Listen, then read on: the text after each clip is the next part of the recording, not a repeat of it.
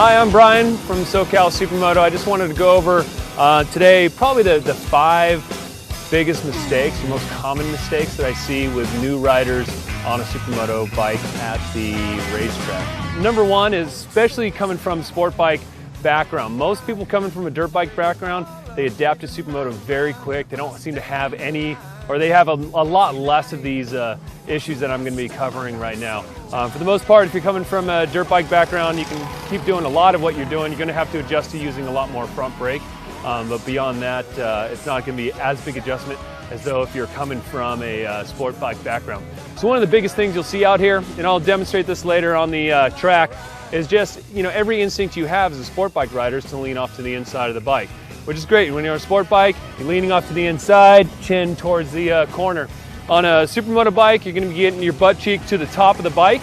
So the most common thing I see wrong is basically will be butt too far back on the bike, shoulders hunched down, and then leaning off to the wrong side of the bike. So basically you'll see riders riding around like so the fix for this is doing our, which is part of the introductory talk, basically getting up on the tank, one butt cheek to the top, and then pushing the bike down.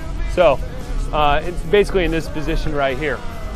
We'll have another series that we're talking about body position as well, but just in general, that's probably one of the biggest mistakes. Next one I see out here is what I call like a leg dangle. So the way you want to think of your foot on a supermoto bike or your boot is think of it like you think of a knee slider. You're not just going to be planting your foot and laying on it the whole time. You basically use it as a little feeler gauge when you're out riding, just like you use your knee slider as a feeler gauge on a sport bike.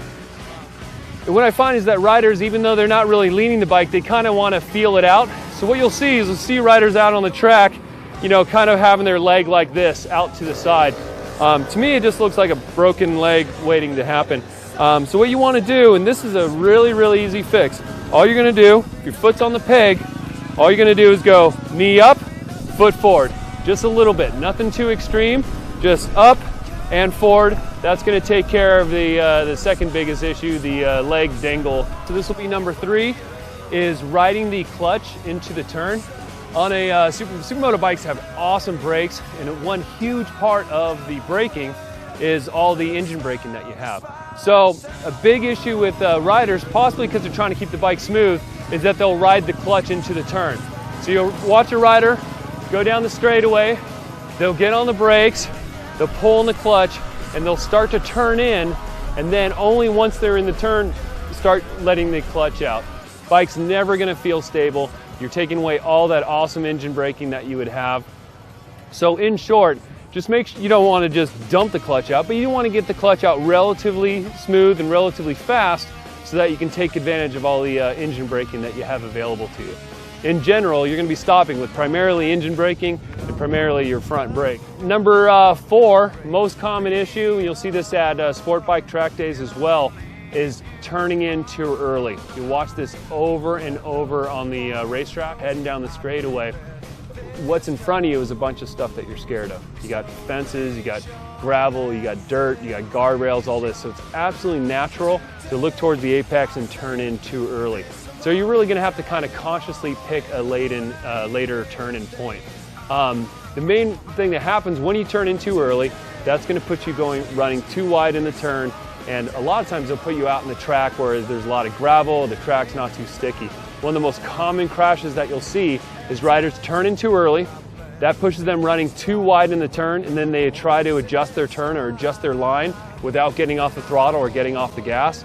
And then that's where you'll see a lot of high sides and low sides and that sort of thing happen.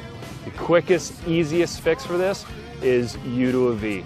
Basically come in, make a nice U, and then exit with a V. If you're doing U to a V, that's a good way to go, provided the turn's not a double apex and provided it's not more than 180 degrees. That's a really good way to just start, just to make sure that you're not turning in too early. And then the final one that I see over and over again, and this is part of the smooth inputs talk that we talked about, I see people will just let off the brake immediately. So they'll come in down the straightaway, they'll get on the brakes, and then when they get to their turning point, instead of tapering off the brakes, you'll watch it over and over again. They'll just unload the brakes. So now you have an issue where your suspension is unloading at the exact same time that you're turning in. So the answer to that is, we talked about the bell curve inputs in our other video. Just make sure to taper off your braking. Just like you roll on your gas, just like you've got to taper off your gas, same thing with your brakes. As you come in on the brakes, instead of getting on the brakes and then just being done with it and dumping it, make sure to taper your brakes off nice and slow. So just in summary, the 5 most common mistakes that I see out here: one would be butt to the wrong side of the bike, leaning off to the inside. Second one would be the leg angle. Those are often kind of closely related. Third would be riding the clutch into the turn. Fourth would be turning in too early. And then the fifth one would be just, getting off the brake, dumping off the brake instead of rolling off of it. So hopefully if you're doing those, that'll give you an idea that, of what to work on and how to ride better.